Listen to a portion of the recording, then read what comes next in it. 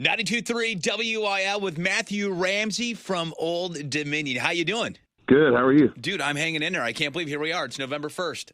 I know. I was just thinking about that this morning. Isn't that crazy? Dude, the year goes by way too fast. What did you guys do for Halloween last night? Well, some of us are in Seattle. We kept it pretty low key. Yeah?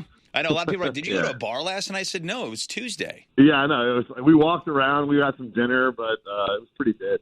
Yeah, no, I'm telling you. But that's awesome. Well, hey, you've got the No Bad Vibes tour coming to town here on the 18th. So that's going to be here 2 weeks from Saturday at Enterprise Center with Chase Rice, Kylie Morgan. And you guys have been doing this kind of since the summertime or early spring. I was curious, you guys have kind of changed your openers the entire tour. How does that happen that you guys start changing who's going to be opening for you guys? We just keep firing everybody.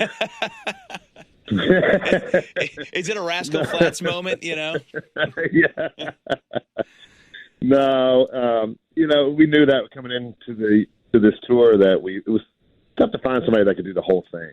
So we just tried to cherry pick people that we thought would be cool to like keep a rotating cast and keep it interesting. Yeah. That's a cool way of doing it because everything's different. And, Chase Rice, big songwriter, and obviously you guys have been songwriting since you guys got to Nashville. So do you guys write a lot when you're on the road with those other artists? Not typically. It's just everybody's tired, Yeah.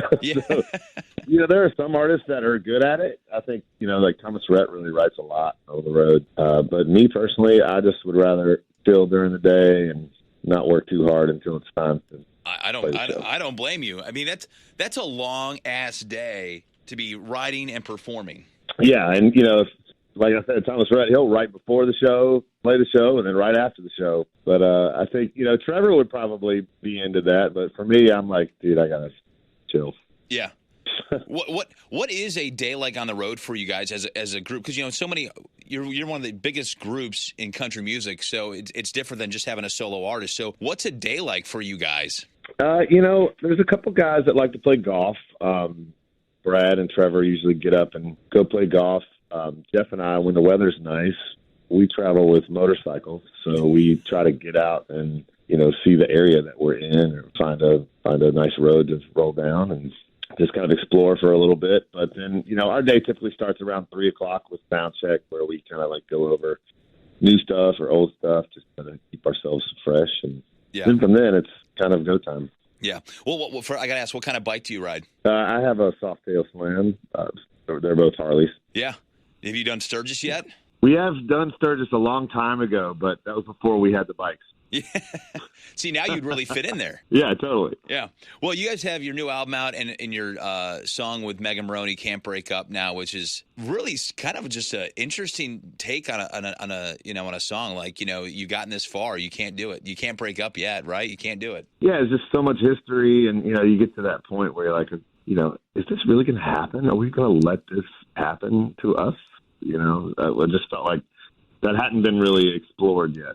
No, not at all. And I think that's the cool thing about country music is that, especially when you guys are on the songwriting spot of it and on the artist side of it, that you guys can, like, country music really explores depths that haven't been touched yet. Yeah, I think, either that or it's just finding a new way to say what's already been said. I think that's the challenge of a songwriter. There's not a lot to write about that will connect to a lot of people.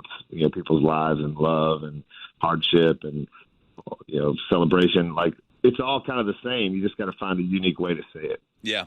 Now, when you guys got, how'd you get Megan Maroney to do the song with you guys? We just kind of were waiting for the right person. We had that song for like 3 years, just waiting for the right person to come along. And then, when Tennessee March happened, we were like, she's great. Let's see if she'll be interested. So, we just asked, and she said, yeah. And how often does it happen that you guys have a song waiting in the pipeline? I mean, what's the longest song maybe you guys have sat on that you haven't recorded till this album or a previous album? Yeah, I mean, it's happened before. Actually, there's a couple on this album that are older. There's some new and some old, but we have a song called "Ain't Got a Worry in the World" that we wrote right around the same time as we wrote One Man Band. So we've been kind of sitting on that for quite a number of years. That's insane. And you guys, how often do you guys pitch your songs to other artists? It happens less now, but if I write something with some other writers and nobody else in the band is on it, mm-hmm.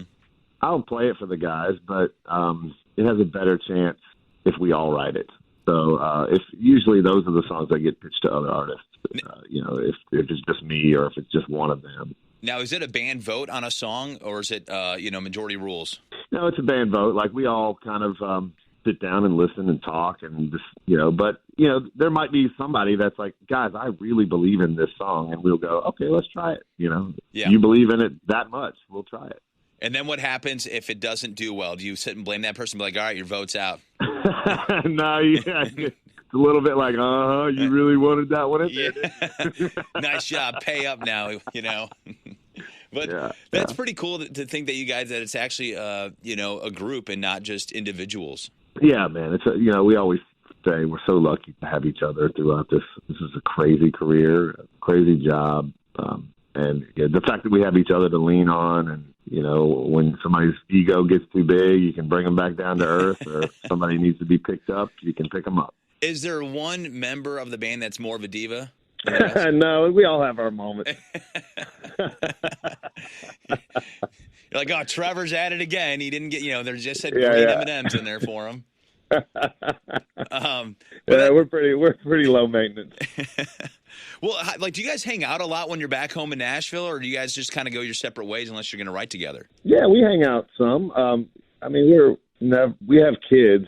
A lot of us have kids, so but our kids have grown up together, so they love each other too. And if we get a chance to hang out, we definitely do. That's pretty cool. Well, we're looking forward to seeing you here in a few weeks. Enterprise Center, No Bad Vibes Tour with Chase Rice, Kylie Morgan. You can get tickets at 92.3 WIL.com. Matthew, thank you so much for taking the time, man. I hope you have a great rest of your day. We'll see y'all soon. All right, brother. Have a good one. All right, bye. Bye.